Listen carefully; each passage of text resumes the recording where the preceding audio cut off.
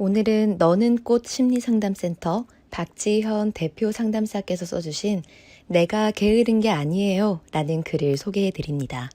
명진 씨는 중학교 때부터 다이어트를 시작했고 30살이 넘은 시점까지 다이어트를 쉬어본 적이 없었습니다. 키가 165cm에 최저 체중은 47kg, 최고 체중은 65kg까지 여러 번의 요요를 경험하며 체중은 계속 왔다 갔다를 반복했습니다. 아마 예측해보건대 57.8kg이 제일 많이 유지했던 체중이니 다이어트를 한다 해도 50kg 중반 아래로 내려가면 안 된다는 것을 알 수 있었습니다.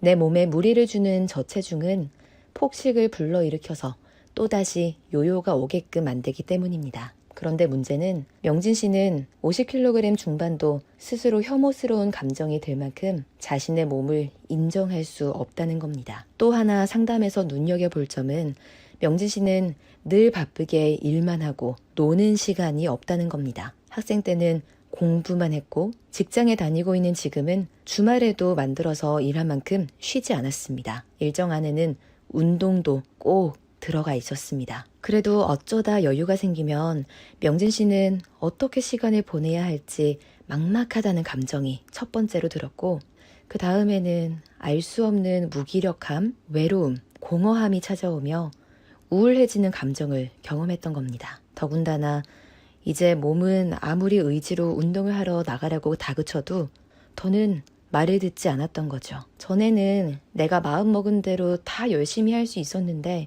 지금은 그렇게 할 수 없어요. 내가 너무 게을러진 게 아닐까? 너무 우울하고 제 자신이 한심합니다. 명진 씨는 쉬지 않는 다이어트, 일로 자신을 바쁘게 만들며 진짜 느껴야 할 핵심 감정인 슬픔, 분노, 두려움과 같은 감정들을 막고 있었기에 더는 의지가 작동하지 않았던 거였어요. 다이애나 포샤의 가속경험적 역동치료에서는 이런 현상을 변화의 삼각형이라는 이론을 들어 설명합니다. 감정을 통해서 현재 내가 무엇이 필요하고 바람직하지 않은지 또 자신과 깊이 있게 연결되려면 사람에게는 누구나 타고난 7가지 핵심 감정을 경험해야 한다는 겁니다. 7가지 핵심 감정이란 슬픔, 기쁨, 분노, 두려움, 혐오감, 흥분, 성적 흥분입니다. 이러한 감정들은 머리로 이성으로 걸을 수 있는 것이 아니라 그냥 본능적으로 느끼는 것들입니다.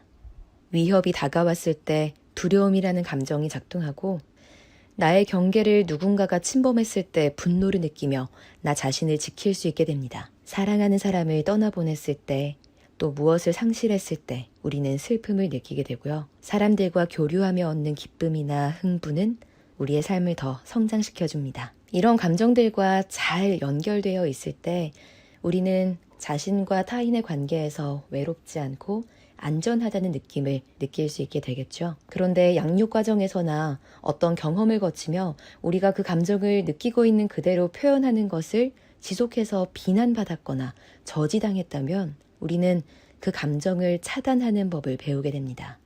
또 아물지 않은 채로 남아있는 고통스러운 기억과 관련된 트라우마가 해결되지 않았다면 그것을 방어하기 위한 행동을 하게 됩니다. 이 모든 것은 힘든 감정들을 다 누르고 회피하기 위함입니다.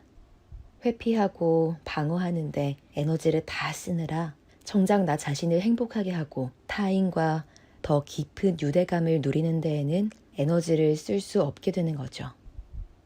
명진 씨의 경우에는 성장 과정에서 조금이라도 놀면 비난받고 추궁받았던 아픈 기억들이 있었습니다. 삶이 고단했던 부모님은 명진 씨가 어릴 때 마땅히 느껴도 되는 기쁨이나 자유로움 같은 감정들을 허락해주지 않았습니다. 어린 시절 대부분은 방임에 가까웠고 친구들과 놀러 간다거나 자신의 의견을 내는 것은 늘 채찍과 비난이 따라왔던 겁니다. 명진 씨 안에서 느끼는 핵심 감정인 분노와 슬픔 등의 감정들은 죄책감, 수치심, 불안과 같은 억제 감정에 의해 눌러져 있었던 겁니다. 억제 감정이란 핵심 감정을 느끼지 않기 위해 방어하고 있는 감정들을 말합니다. 다른 말로는 2차 감정이라고도 합니다. 이 모든 감정을 차단하기 위해 하는 행동들이 명진 씨에게는 바로 멈출 수 없는 다이어트와 일 중독이었던 겁니다. 방어 행동에는 이 외에도 굉장히 여러 가지가 있습니다. 폭식, 절식, 완벽주의, 술 중독, 자해, 멍한 상태, 시선 회피, 웃음, 화제 바꾸기, 반추하는 생각들, 쇼핑, 관계 집착 등등이요. 감정을 차단하기 위해 하는 모든 행동을 말합니다. 변화를 위해서는 명진 씨의 방어 행동과 억제 감정, 핵심 감정이 무엇인지 구분한 것처럼 일단 나의 패턴을 분석해보는 것이 필요합니다.